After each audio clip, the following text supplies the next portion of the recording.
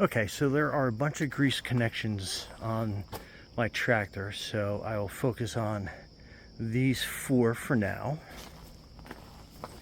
Okay, so what I usually do is I just spray the grease joints with some WD-40 just to clean some of the dirt and debris off. There's a couple down here off camera that I'm going to spray while I'm here.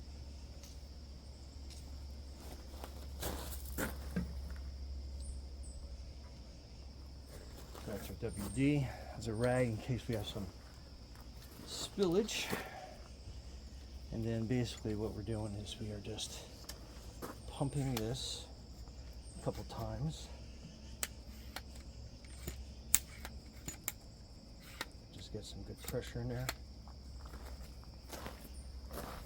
And again, I got this especially for that connection point.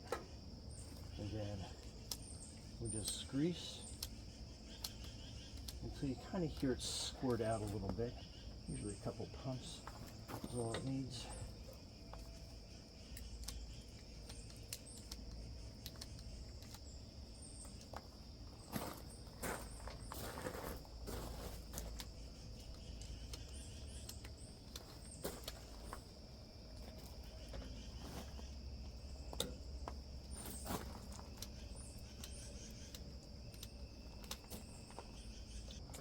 Hey, Brian from Garage Hall. Doing my first 8-hour, actually 10-hour maintenance on my TYM T474. Absolutely love this tractor so far. A couple things I wanted to go over that I have diligently researched and want to make sure that I did, and maybe this will help you out as well. Anyway, a grease gun, and I use a red grease that is completely waterproof. And what I usually do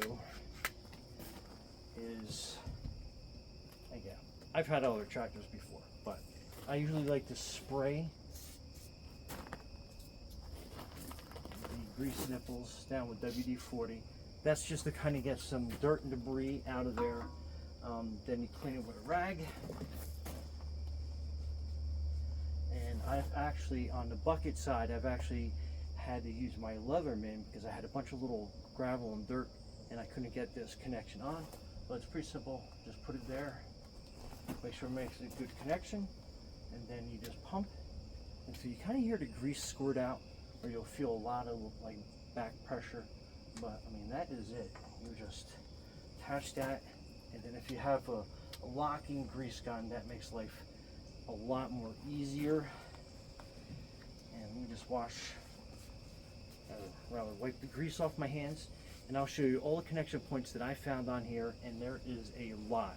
Anyway, stay tuned. Okay, so I'm going to start from the front bucket. So you have a grease fitting here, here, here, and here. And then we're going up. You have one here, here, and then 2 more over here. And the backhoe attachment had a bunch. Okay, so I have the outriggers down because there is a nipple there.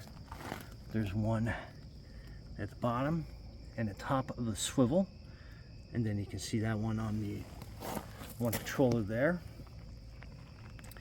And then at the end of the outrigger.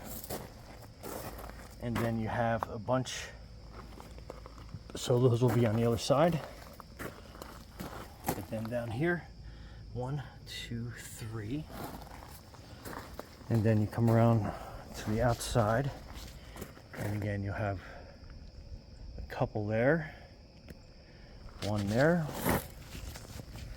and then you hit those from the other side, and then you have one up here,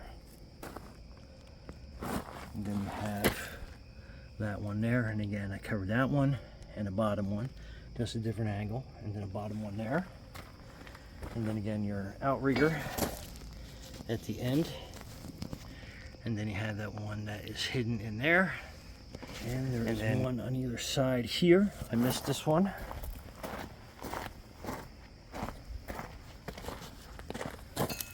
And again, one right there. And the best way to get this is through here. And then just coming around to the other side of the bucket. Again, you have all these connections that you are going to be hitting. So there is a bunch, but again, every 8 hours, make sure you are definitely greasing that up. And this is the one that I had a bunch of dirt and debris in, and I used my Leatherman to clean that out. But everything's good. Anyway, Brian from Garage Hall, thanks for watching, and be safe out there.